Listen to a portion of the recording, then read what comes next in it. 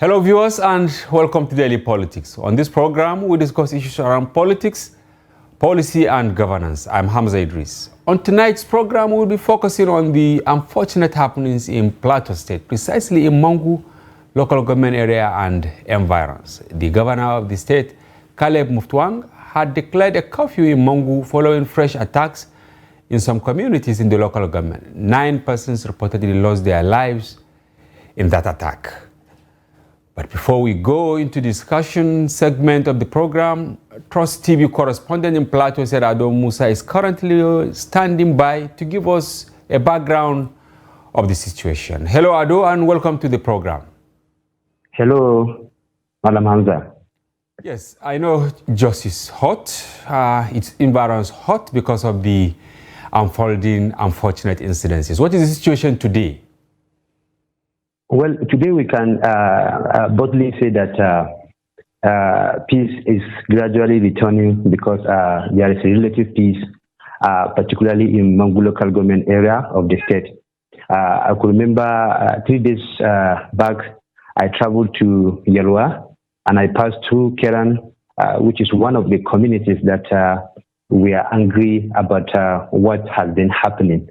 So I passed through Keran, and when I was coming back, I also passed through Keran, through MANGU to Jos. So from what I have observed, there has been relative peace in this area.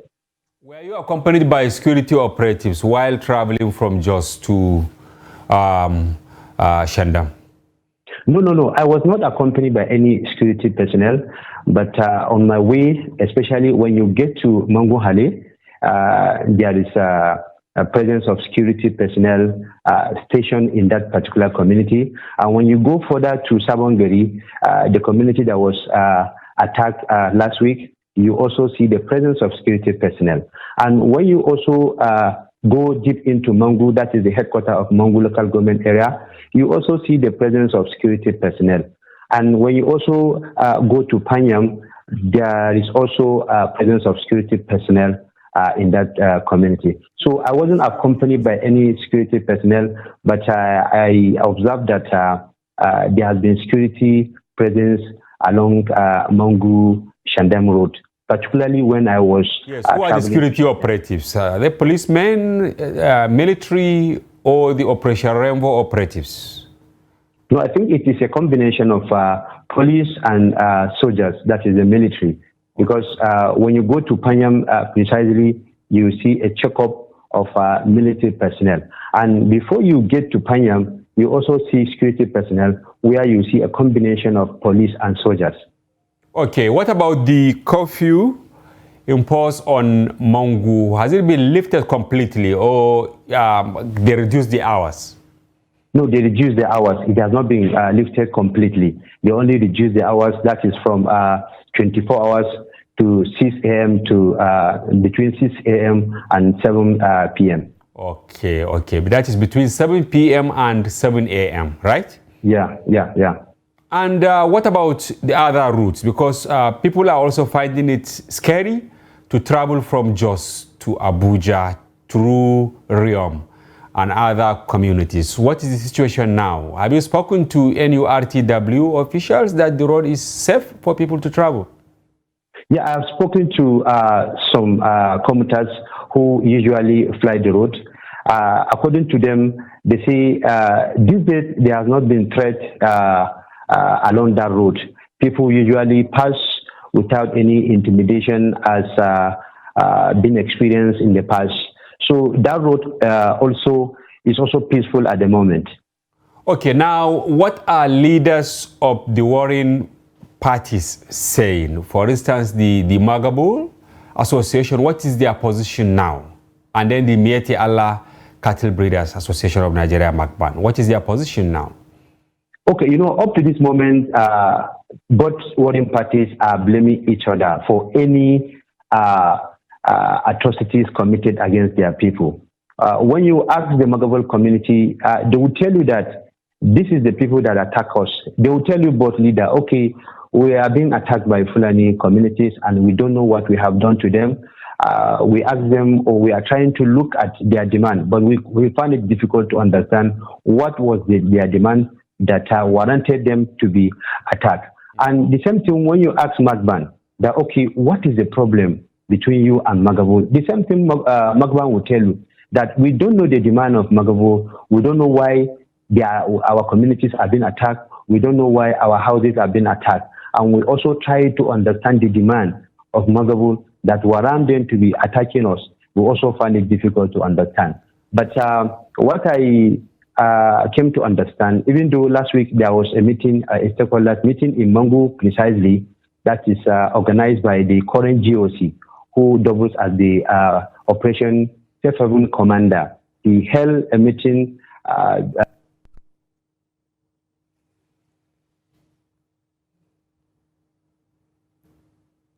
Wow, an unfortunate situation indeed in MANGU. Sadly, we lost Ado along the line. Hopefully, we get him again. But we thank him very much for the update, and we'll definitely touch base with you subsequently, hoping that things will get better. We now have joining us virtually from Jos, the Plateau State capital, Dr. Sani Dao. He contested the Plateau governorship election on the platform of the Action Democratic Party, ADP. He's also an indigene of MANGU local government area. Welcome to the program, Doctor. Thank you very much, Hamza, and thank you, viewers, for having me on the program. Yes, you had me with our correspondent in Jos, Ado Musa, and he said things are getting calm, but it's like silence of the graveyard. Am I correct in Plateau State? I must say that this is a very unfortunate development in MANGU local government, and the narrative in Plateau State generally is not something that we expect, and we don't want it to continue. Yeah. Yes, to some extent, I'm with you. In the recent week, there's relative peace. Yes, you can say peace of the graveyard, because we are not sure what would happen next. Yes. And with the way things have been happening, you will have the conflict or the attacks will subside, or reprisals, and then the next moment you just hear that something has come up again, and there's attack, burning of houses, and the rest. But we hope that this would continue, especially with the coming in of the army from the Operation Safe Haven. This is a welcome development. This is a position I had always canvassed. I was in MANGU twice in the month of June. I was there also in May, prior, when the whole thing started to escalate, before even the inauguration of the current administration of the governor, His Excellency Caleb Muftwang. Yeah.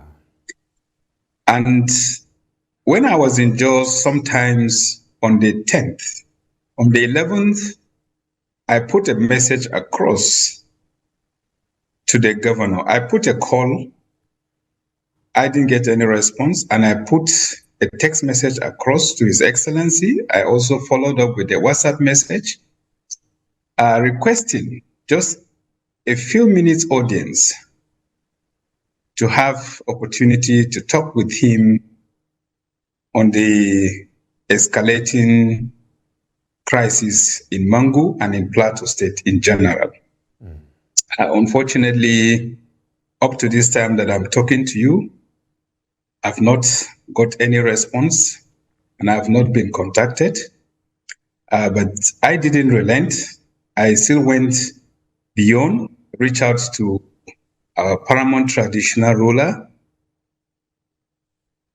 also reach out to the district head of MANGU,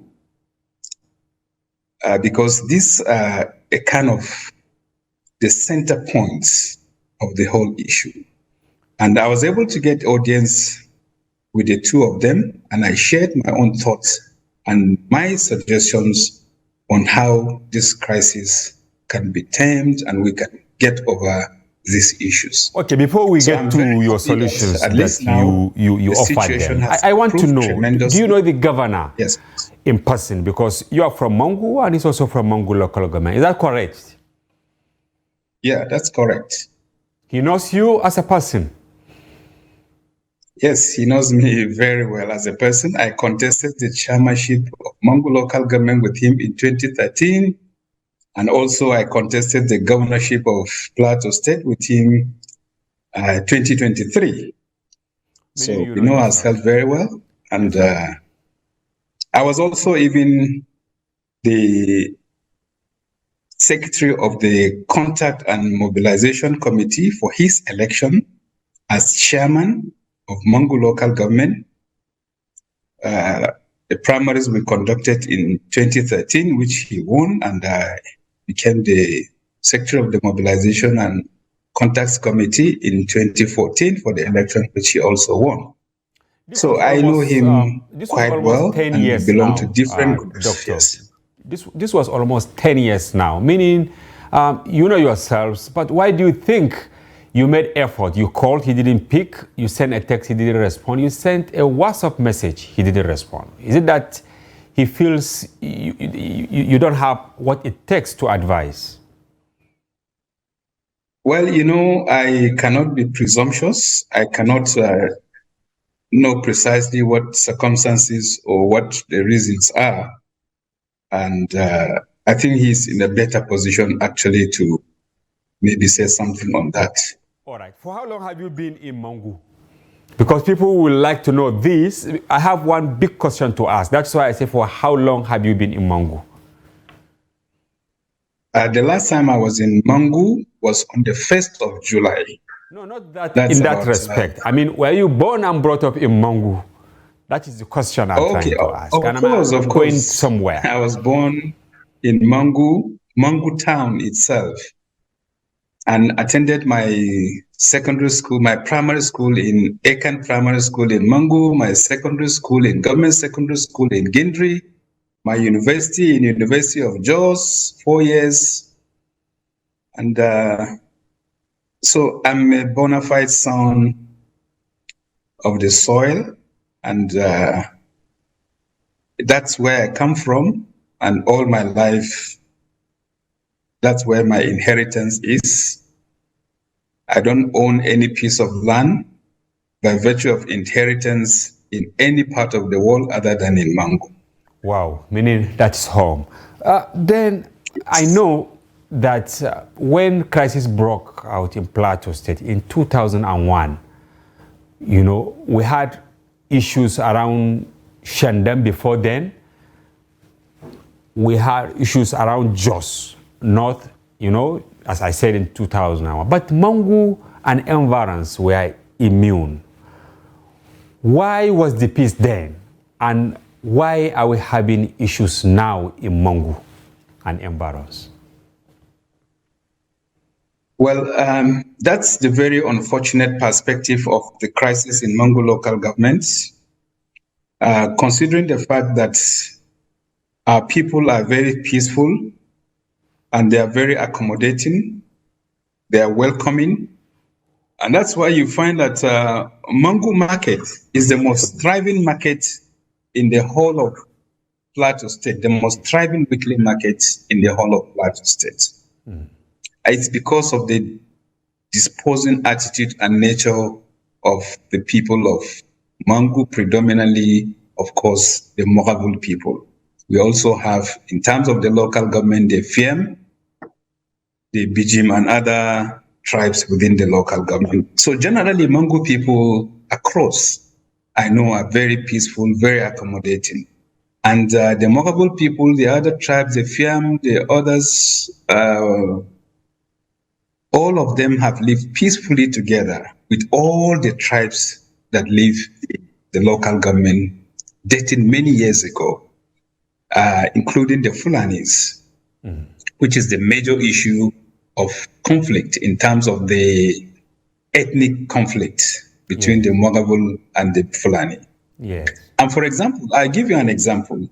My grandfather used to own herd of cattle, and it's the Fulani that were, responsible for keeping his cattle. Your grandfather? My grandfather, and who was also a one-time district head of MANGU, which is the title now. The you mean one-time MANGU town? Your grandfather was at the time my district grandfather. Head. Yes. And we're talking of more than 200 years now.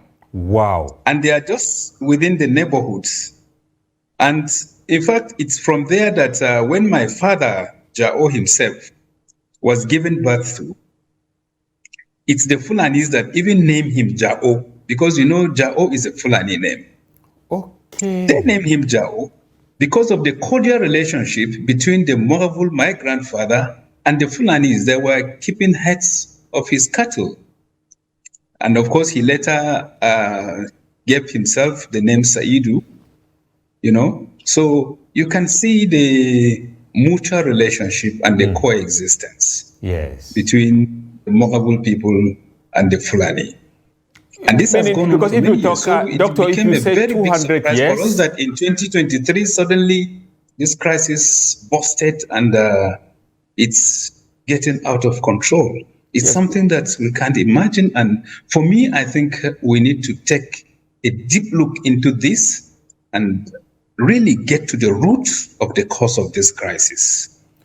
Wow. It's really shocking because when you said 200 years, that's over 2 centuries. And these people have been living together. Is it true that virtually in most of the families in MANGU and environs, you find both Muslims and Christians? Is that correct? Yes, that's very correct. For example, in my own family, which is a typical example, I'm a Muslim, Sani Dawo. The current district head is my cousin, Moses Dawo. He's a Christian. Wow. His Royal Highness, Moses Dawo. He's a Christian. And he is now the new district head of MANGU, having been selected just May this year. Okay, May this year. So you year. can see this is how we are. Yes, this is how we are. And go to significantly a lot of the Moravul families, you find that very common in most of the Moravul settlements. So there's this cordial relationship between the Moravul and the Fulani. Now, all these years, is it that the Fulani, live in the town of MANGU or they live in the outskirts? And what happened now? Is it that they're encroaching on the farms of the natives? I'm sorry to use this word, but I have to say it. Or there is a problem somewhere that maybe the cattle route have been taken over by farmers and nobody is there to say, no, look, let's restore this cattle route, let's restore the grazing areas and all that. The Fulanis have been living, mingling with the Moravul for many years, not just only in the outskirts, but even in the city center. Wow. For example, in MANGU town itself, where I come from, I'm from the clan where my grandfathers lived at Rampia, and from there to the next settlement where you have a predominance of Fulani, we call it Sarpal. And not too far from there, we also have Damper. So you have a large Fulani settlement there. And they have been living there for many years. And even when you go to Kombun, when you go to Mangun, different settlements in Magabuland, Pushit, Panyam, there are Fulani settlements, Kombun, I'm talking of Maitumbi also. Yes. You have them in Manguhale, Danghausa, Alohom, these are all Magabul settlements. And you have Fulani mingling and settling together with the Magabul people without any problem for many years. Wow. So, and that's how it has been. You find Muslims, Christians, and that's how it has been. So it's been a very wonderful relationship with the Fulani. So it really beats my imagination what really happened and how this got to this point. That's why I'm saying I think we really need to dig into the root of this crisis. Yes, Doctor, between June 20 and June 21, we did a tally here at the Daily Trust, and we came up with 201 casualty. This is based on reports, announced by security operatives, hospitals, and all that, which we tally in our library. And we got these numbers from Riom, Bokos, Jos South, Jos East, Bariki-Ladi, Bassa, and MANGU. Can we say all is well, going by the way Plateau Central is being enmeshed in crisis? As I said earlier, it was before, Plateau South and then Plateau North, right? But now Plateau Central is also becoming a theater of war. Yes, can I get you very well? Yes, I said between June 20 and 21, we had a report in Daily Trust. And from that report, it was a tally that we did with an infographic and all that. We reported that 201 people were killed between January and June 20. Between January and June 20, 201 people were killed. And these people were killed in Riom, Bokos, Jos South, Jos East, Bariki-Ladi, Bassa, and MANGU local government areas. Now, I said, is this all about harder farmer clashes, or there are other variables involved? Yes, it's part of the harder farmer clashes, but maybe if it is thoroughly investigated, if there are other reasons beyond that, it's only at that point that it can be determined. All right. And I don't want to be speculative. For me, with my kind of background and my kind of training, probably you are aware that I've gone through some academic program at the Nigeria Defense Academy in Kaduna, where I acquired a master's degree in strategy and security administration.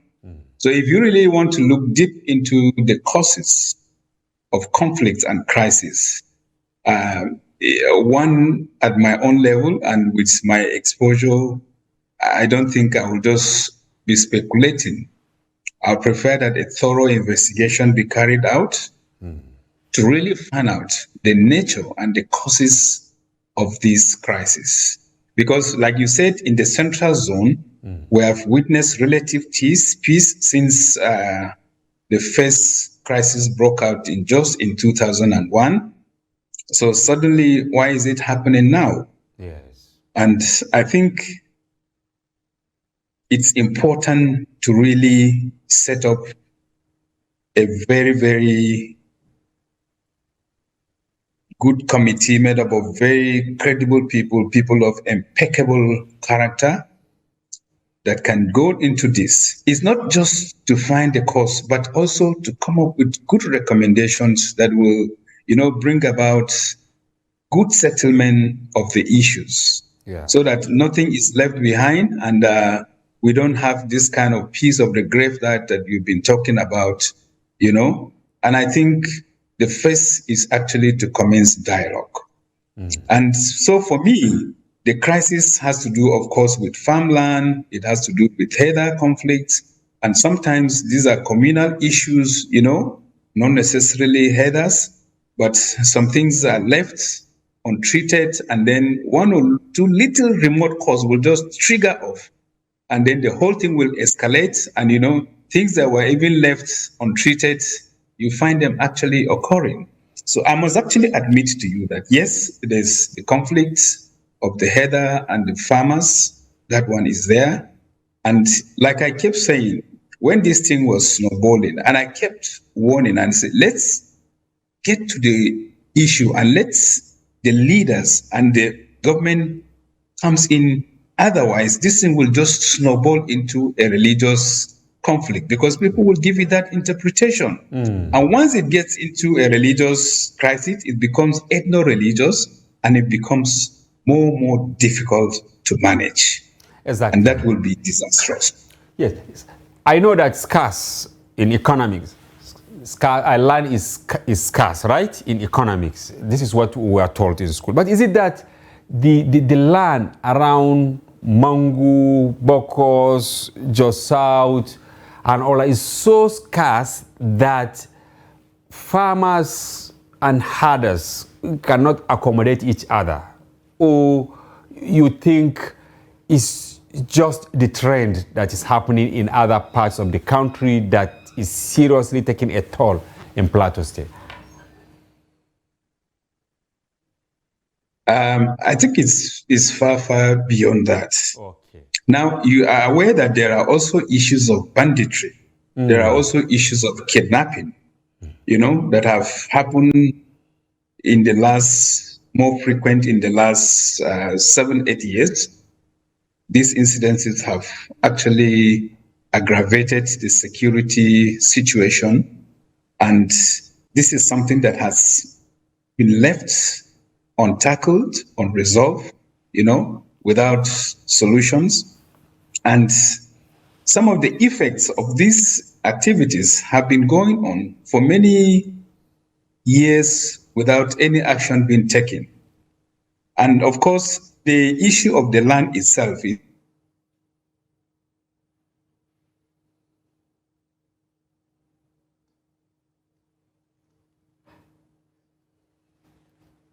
yes. It's like we're having a network issue. Therefore, we'll take a short break, and when we fix it, we'll return shortly. Don't go away.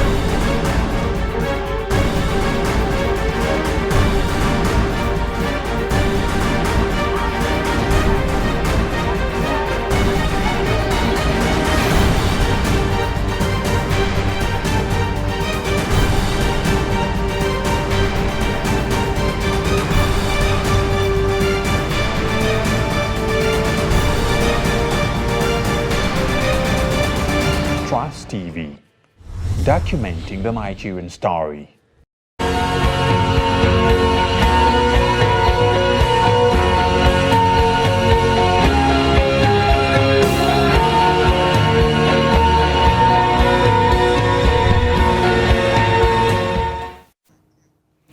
Welcome back. If you are just joining, you are watching Daily Politics on Trust TV. Do well to follow us across our social platforms on Facebook, Instagram, and watch us live on YouTube.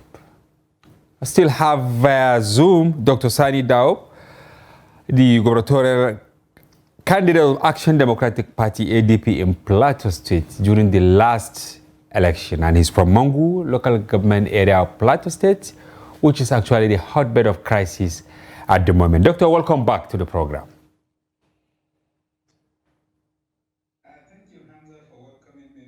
I wouldn't want to say it's the hotbed of crisis, but maybe some security breaches. All right, I hope we get there.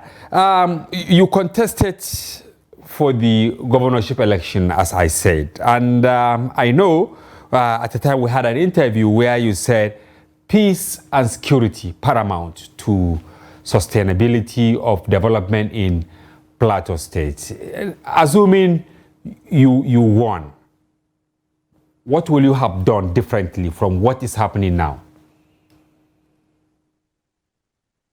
Well, if I go back to what we promised the people of Plateau State, if we're given the opportunity to provide leadership in terms of security, which we said it's very, very fundamental as part of our vision. And I will repeat it again. I said we would want to build a united, secure, peaceful, and prosperous Plateau.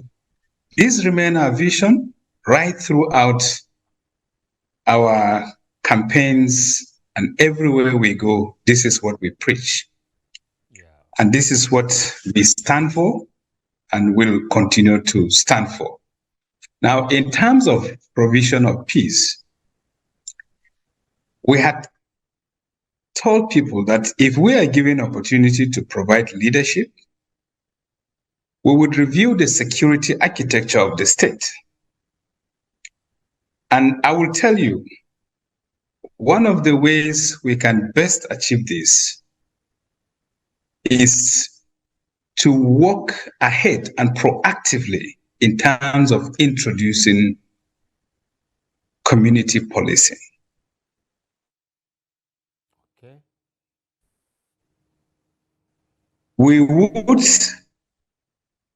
revive also, like I said about it, even though there were some misadventures in terms of Operation Rainbow.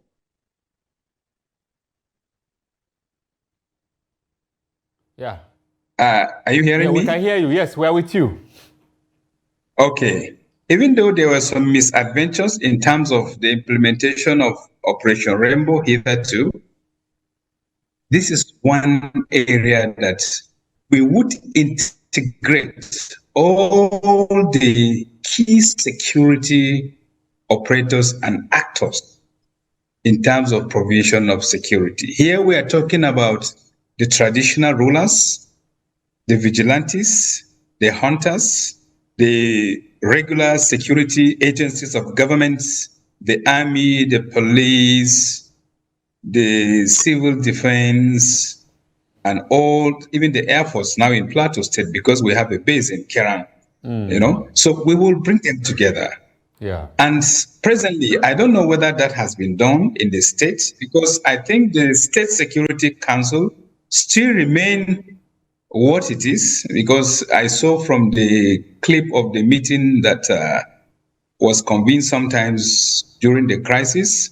I don't know whether the key players are still there, are still the same people, or that has changed. Because for me, that is where to really start from. You understand? Yeah. The State Security Council. That's where we are talking about the state architecture, the security architecture. Now, we had also talked about establishing security and peace committees. Right from state. We have the state, we're going to have and reorganize that of the local government, and that will go down to the wards and to the villages and communities. And there's no way you can have security. Look, it's the people themselves that will agree they want to live together and peacefully. You cannot force security on people. So it is really the people, because even if you do that and you walk away, I mean, violence or crisis might break out again. But if the people dialogue and they come together, and you have to think of other agencies that you are going to bring in. For example, the Plateau Peace Building Agency will play a very key role in this, because you are talking about managing conflicts and peace building. There's no way you can do that without, you have the state's emergency management agency also. Yeah.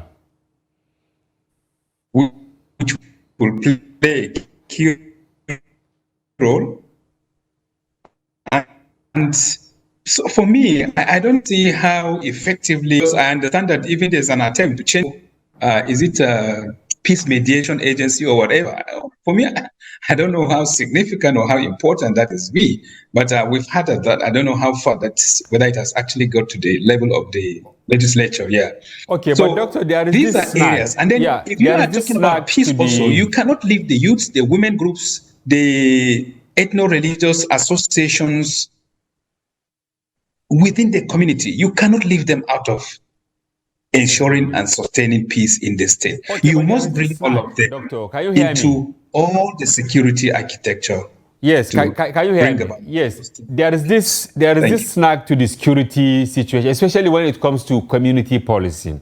Remember that on Wednesday, I think July 12th, the military, brought down 3 people that they describe as bandits, and in one of those people, they got an ID card of constabulary, that meaning community people that were recruited by the police as volunteers, and they described them as bandits, and many other people attested to that, even though different set of people said that these were their members and all that they were illegally killed by the military. And that is why people are scared about this concept of community policing. How sure are you that if you bring in community policing, those recruited will not be ethnic warriors?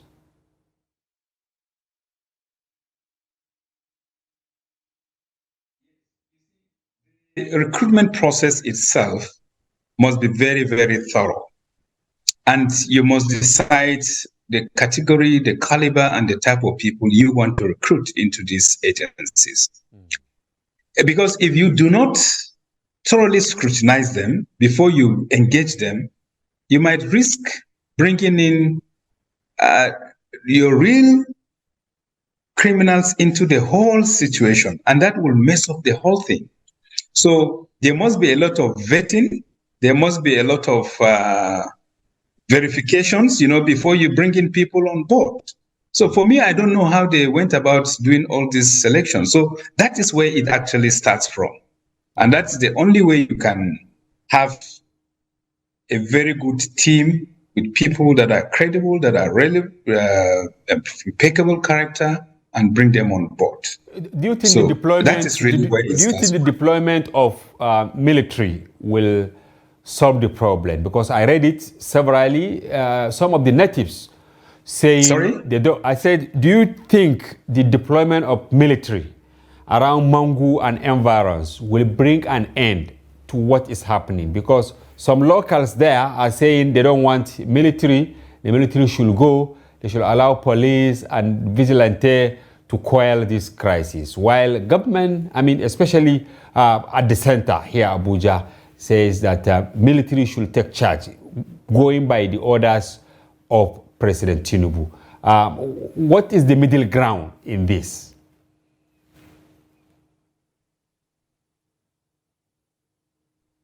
Yes, in a crisis like this, we will always have divergent actors are standing from. Yeah. So there are those that will tell you that they don't even want the military to come into the crisis. Then there are those that will tell you that there's no way you can restore peace. You must bring in the military. And you see, why we are getting to apparatuses of government, and that is why we get to this stage. Yes. Where we are pushed to these divergent views. Otherwise, what is the point of having the state security then? If we say should go away, when you have the police and we say they should go away. So if we push the security enforcement agencies away, then we are going to have anarchy. Exactly. And complete breakdown of law and order. Yeah. And it's going to be a jungle life. The powerful and the strong will feast on the weak and the vulnerable. And then I'm sure the society, nobody can even imagine. So I think those people who say that really understand what it means about security and its implications. So you must strike a middle of the ground. And I tell you that if not because of failure of all these apparatuses, because there's always an early warning. Let me tell you, this crisis did not in the MANGU issue. that's rear its ugly heads. It was sometimes in November, I think last year, 2020, in Kumbul district. Yeah. That was the early warning. And nothing was done significantly. And the thing continued and then started spreading until, it engulfed and become a demon that, it was almost a monster to everybody. So Operation Rainbow, originally the concept was to provide early warning. That way you see all these early warnings, you move immediately and quickly and arrest the situation.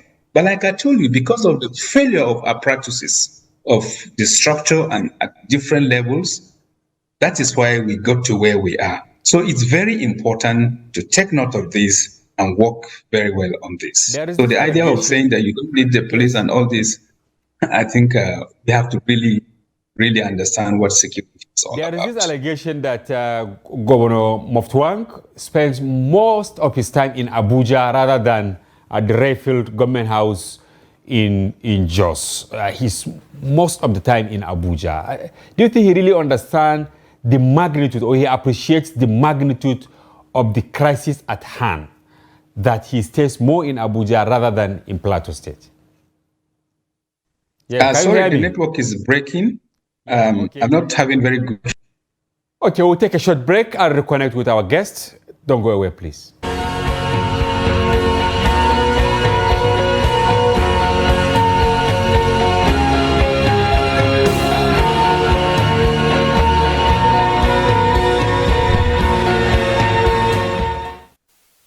Okay, welcome back. Yeah, Doctor, the last question I asked was, there is this allegation that Governor Muftwang is most of the time in Abuja rather than at the Rayfield in Plateau State, that is the seat of power in Plateau State, to address some of these issues. Is it that he don't understand the magnitude of the crisis at hand, or you think, yeah, it's worth it to be in Abuja rather than in Plateau State?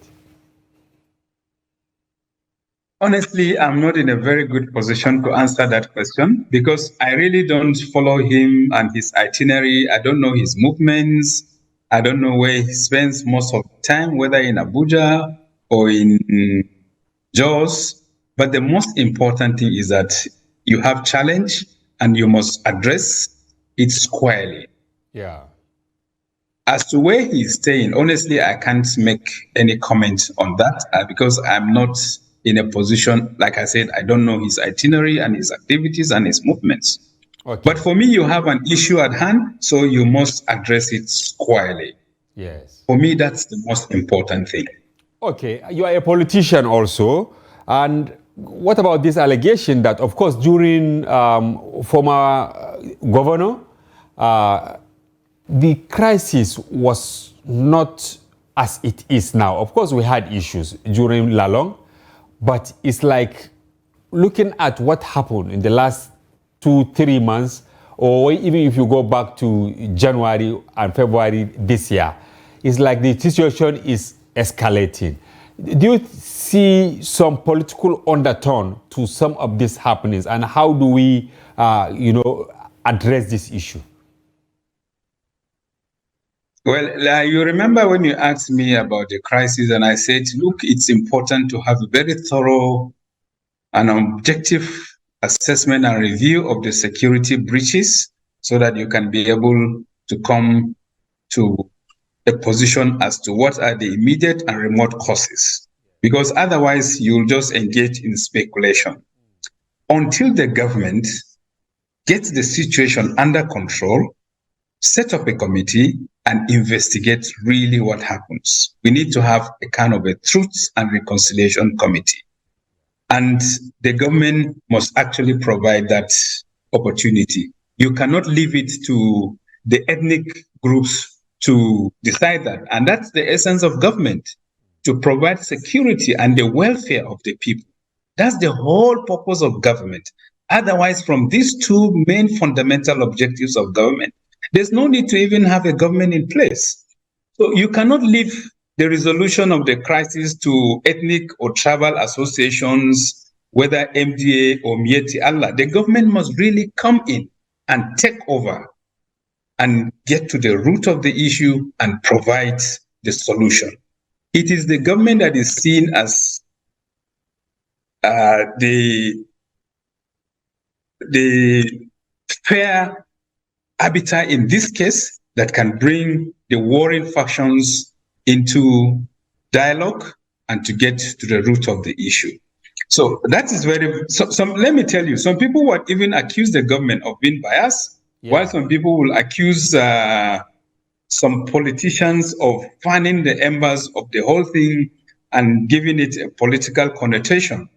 Exactly. So and these are the issues that when you have a deep discussion and investigation, you'll be able to know the extent of these involvement. Otherwise, like I said, you will engage in a lot of speculations.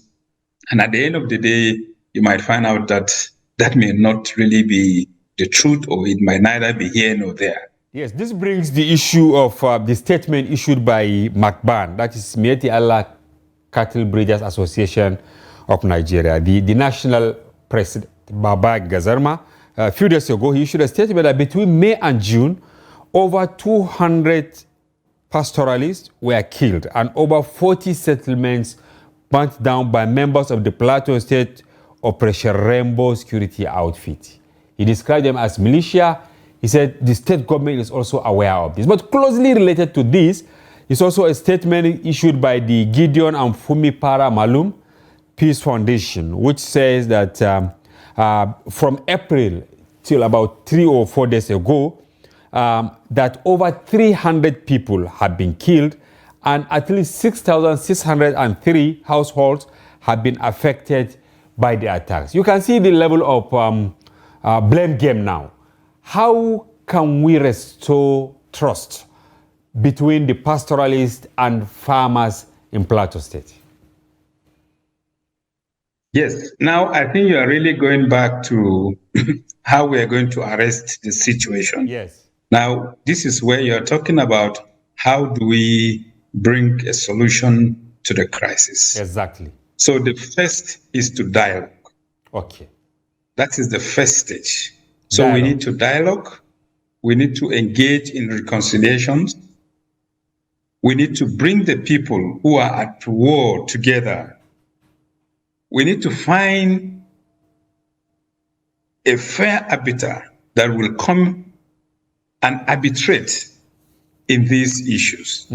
And I have also said you cannot achieve much without setting up a committee to carry out an investigation, a truth and reconciliation committee to go into the deep root causes of these crises and issues. It is then when they now give their recommendations, then you can now begin the process of engaging in dialogue, because they will come with different recommendations on how these issues will come about.